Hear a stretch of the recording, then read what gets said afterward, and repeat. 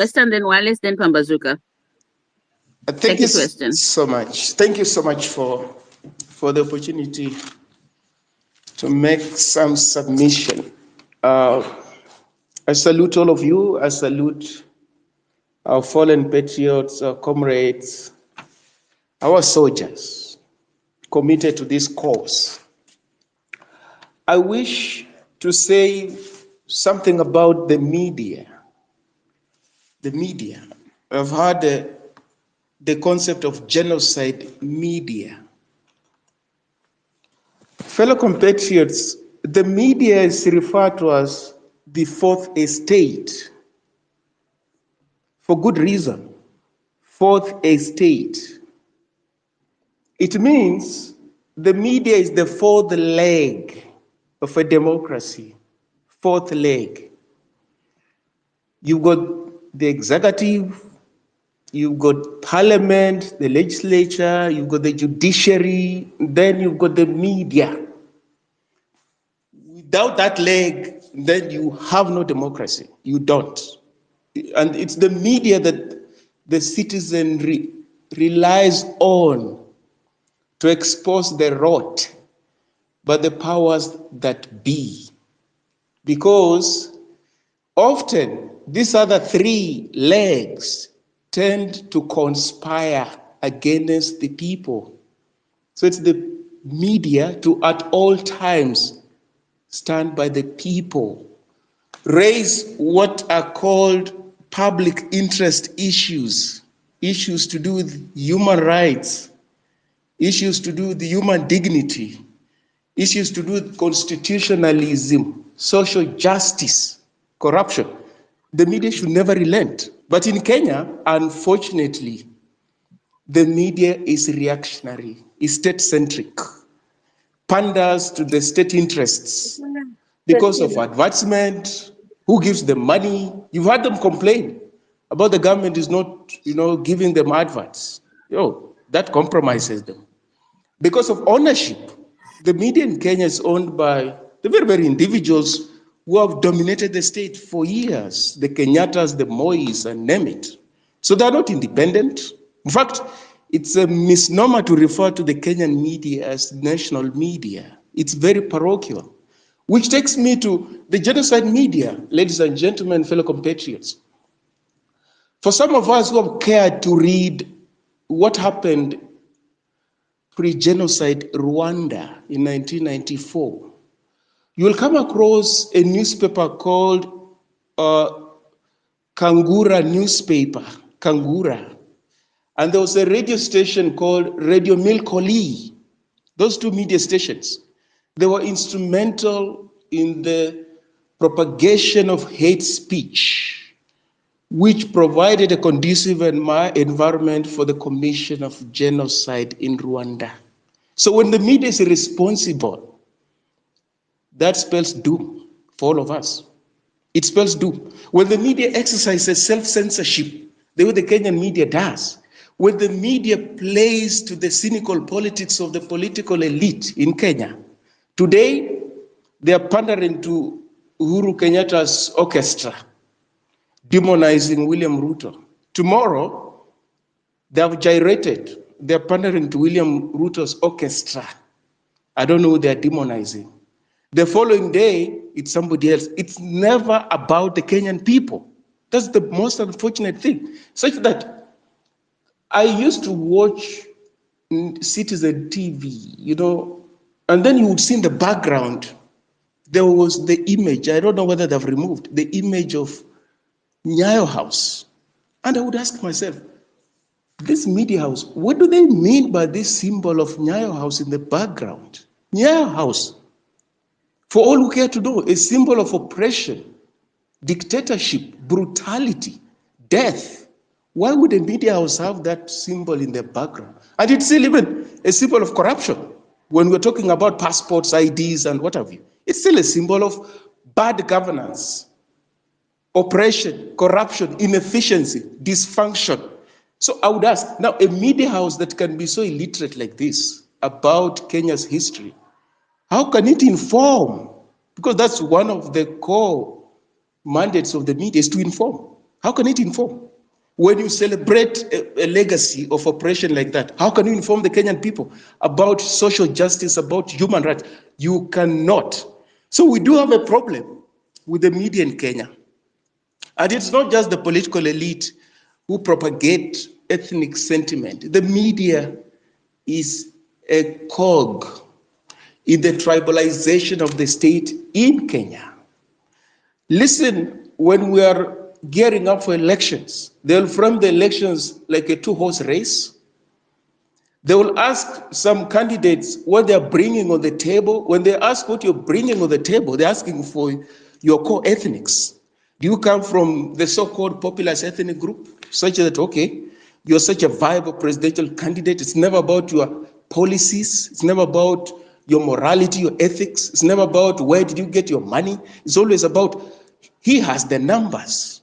This other candidate doesn't have the numbers. That narrative is about ethnicity. It's about tribalism. They're very integral in that. And then pandering to tribal stereotypes. They do that a lot, the media. Very responsible. Some of you must have perhaps watched Churchill's show. And that show, the snippets that I got an opportunity to watch, my stomach would churn. Because why would ethnic stereotypes constitute raw material for fun, for humor? If somebody speaking English with their first language accent, why would that be fun? Why would that be humor? Why is it humorous? Of course, this person has got a first language. English is not their first language. French is not their first language. So why should that be a source of humor? That's not satire. Satire, you poke fun at the powers that be. That's satire. You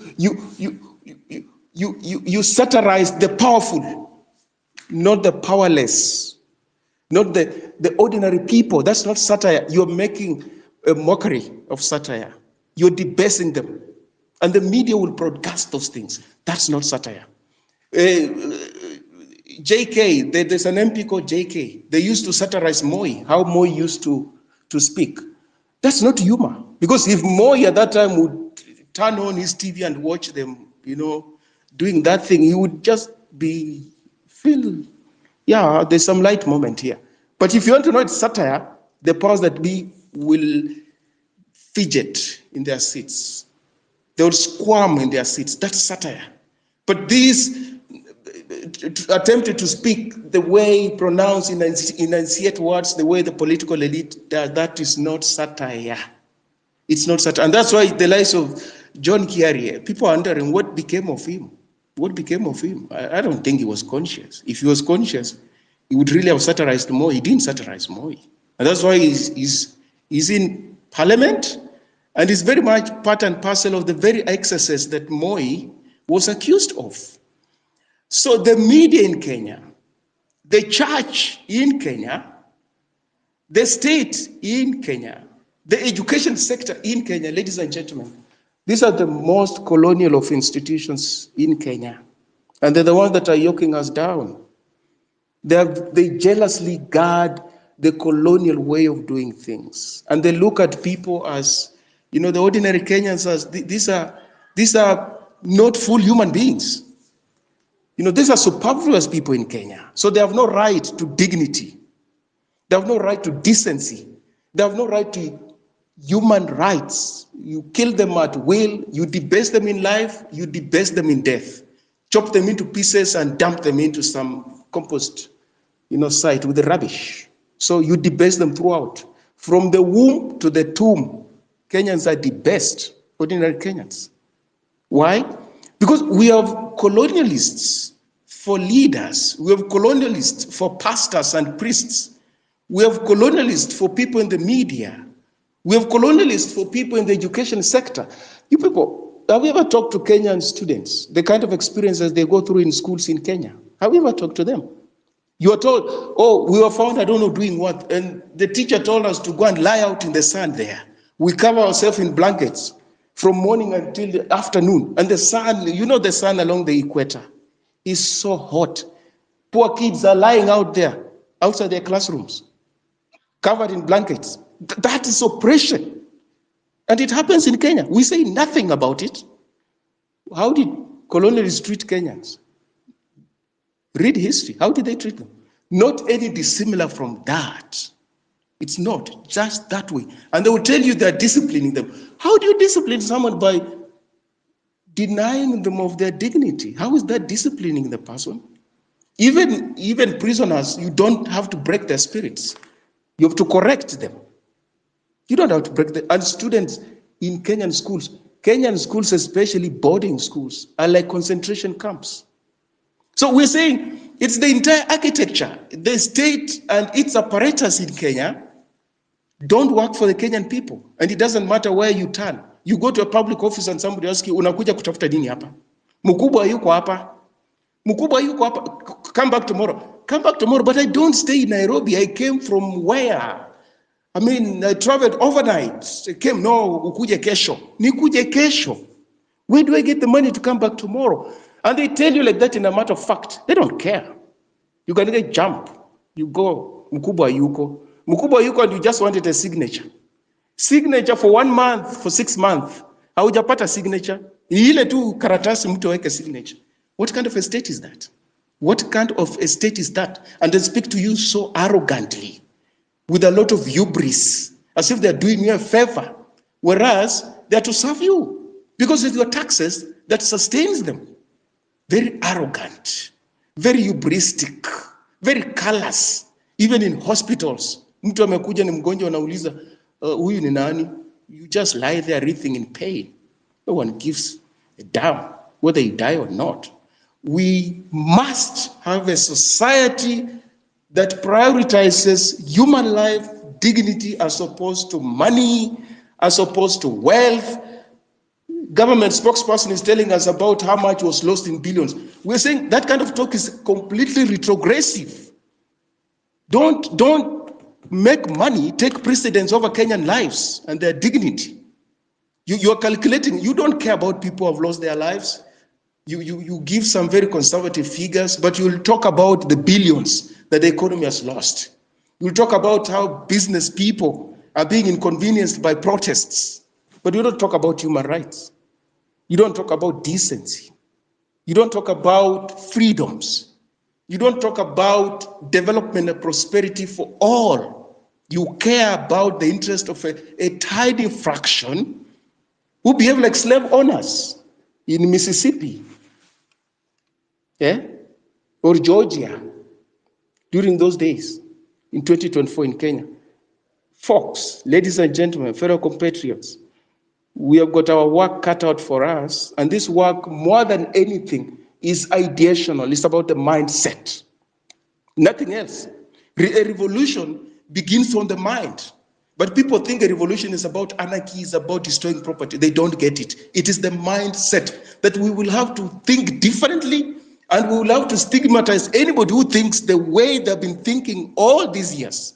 60 odd, we will have to stigmatize anybody who insists on thinking like that. We will have to center Kenyan people, not money. We will have to stop these questions about how much money do you have before you run for this election. How many people are you bringing on board before you run for president?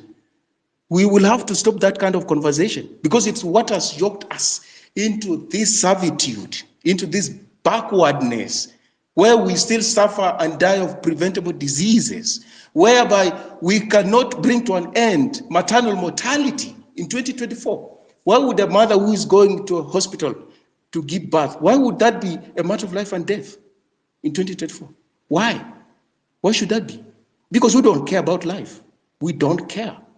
Whatever happens to you, tough luck. It was bad luck. Bad luck.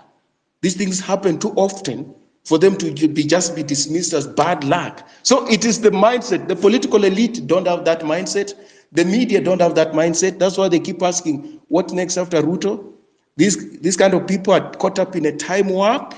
Honestly, they're still carrying out some very weird polls. Which cabinet minister is supposed to return and what have we? We are not like dogs which vomit and then eat their vomit. Why would you call for a government to collapse and then at the same time say so and so should come back? No, but those are the narratives they're running. There is no Kenya they've interviewed. They're running a particular narrative to corral Kenyans in a particular direction to maintain the status quo. And we're saying, no, no, no, we are wiser today. We are wiser today, and we're only getting wiser by the day. You're not going to take us for granted. We promise you. You're wiser. And it's where it matters most. The mind. That's the power we have. Nothing else. They have the guns. But I can tell you for free, the mind, the pen will always prevail over the gun. Will always prevail over gunpowder any day. Thank you, ladies and gentlemen. Let's soldier on. For only freedom is what we are yearning for, and we'll get it. Thank you. Thank you, Sheila. Thank you very Thank much. you. We're not being biased, but we give Sheila a bit of more time because he's a realist. We want you to speak that hard truth, that's uncomfortable.